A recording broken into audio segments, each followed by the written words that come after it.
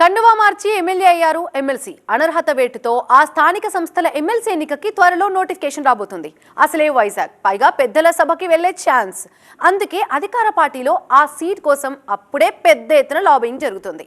వైసీపీకే majority ఓటర్లున్న scene మారిపోతుందన్న నమ్మకంతో ఉన్నారు TDP నేతలు.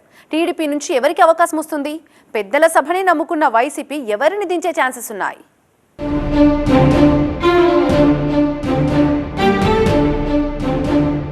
ఎమ్మెల్యేగా గెలిచిన ఎమ్మెల్సీ,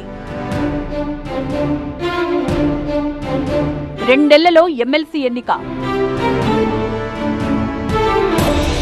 వేడి తగ్గని విశాఖ రాజకీయం. సాధారణ ఎన్నికల వేడి ఇంకా తగ్గనే లేదు.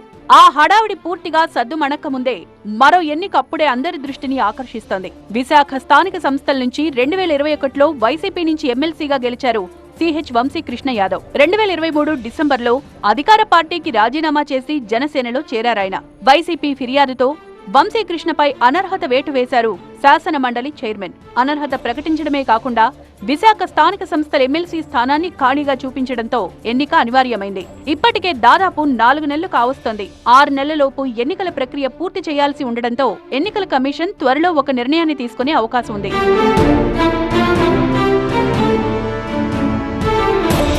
రాష్ట్రంలో మారిన రాజకీయ పరిణామాల నేపథ్యంలో మరోసారి అందరి దృష్టి ఎమ్మెల్సీ ఎన్నికపై పడింది. ఎందుకంటే 2020లో జరిగిన స్థానిక సంస్థల ఎన్నికల్లో రాష్ట్రంలో దాదాపు 90% పైగా సీట్లను వైసీపీనే గెలుచుకుంది. దీనిపై అప్పట్లోనే అధికార ప్రతిపక్ష పార్టీల మధ్య పెద్ద యుద్ధమే నడిచింది. స్థానిక సంస్థల్లో దాదాపు అన్ని సీట్లను వైసీపీ కైవసం చేసుకోవడంతో ఆ కోటా ఎమ్మెల్సీ ఎన్నికల్లో వైసీపీ అభ్యర్థులే విజయం సాధిస్తూ వచ్చారు. దీంతో విశాఖ స్థానిక సంస్థల నుంచి టీడీపీ ఎవరినీ పోటీకి కూడా దించలేకపోయింది. మొదటి నుంచి ఎమ్మెల్యే కావాలి అన్న లక్ష్యంతో ఉన్న వంశీ అసంతృప్తిగానే ఎమ్మెల్సీ పదవి తీసుకున్న 2 ఏళ్ల తర్వాత వైసీపీకి రాజీనామా చేశారు. 9 పేజీల ఘాటైన లేఖతో వైసీపీపై విరుచుకుపడ్డారు. ఎమ్మెల్సీ పదవికి రాజీనామా చేయబోనని, అది తన కష్టానికి దక్కిన గుర్తింపే తప్ప ఎవరో దయతల్చి ఇచ్చింది కాదని అప్పట్లో పెద్ద రాద్ధాంతమే చేశారు.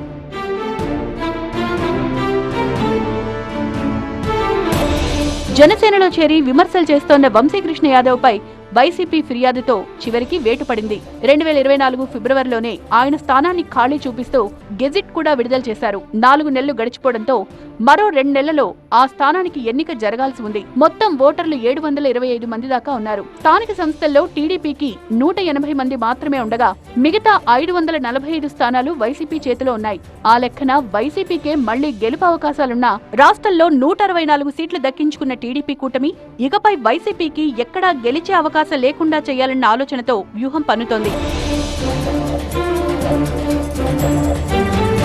స్థానిక సంస్థల ప్రజాప్రతినిధుల్లో కొందరు ఇప్పటికే పార్టీ మారేందుకు సిద్ధంగా ఉన్నామన్న సంకేతాలిస్తున్నారు. దీంతో స్థానిక సంస్థల ఎమ్మెల్సీ స్థానానికి బలమైన అభ్యర్థి కోసం టీడీపీ కసరత్తు చేస్తోంది. విపక్షంలో ఉన్నప్పటి నుంచే యాక్టివ్ గా ఉన్న గండి బాబ్జీ టీడీపీ అధిష్టానం దృష్టిలో ఉన్నారు. వంశీ కోసం విశాఖ సౌత్ సీటు త్యాగం చేసిన బాబ్జీకి విశాఖ అర్బన్ టీడీపీ అధ్యక్షుడిగా బాధ్యతలిచ్చినా ఆయనకే మెజార్టీ నేతల మద్దతు లభించేలా ఉంది. అదే సమయంలో స్థానిక సంస్థల్లో మెజార్టీ ఉన్న వైసీపీకి సవాళ్లెదురయ్యేలా ఉన్నాయి. ప్రస్తుతం ఆ పార్టీకి మాజీ మంత్రి అమర్నాథ్ ఒక్కరే ప్రత్యామ్నాయం అన్న టాక్ నడుస్తోంది. అంచనాలు నిజమైతే విశాఖ స్థానిక సంస్థల ఎమ్మెల్సీ స్థానానికి అమర్, గండి బాబ్జీ మధ్య ఫైట్ ఉండొచ్చని భావిస్తున్నారు. మరి అదే జరిగితే వైసీపీ నెగ్గుతుందో, టీడీపీ కూటమి మ్యాజిక్ చేస్తుందో ఇప్పుడే చెప్పలేము.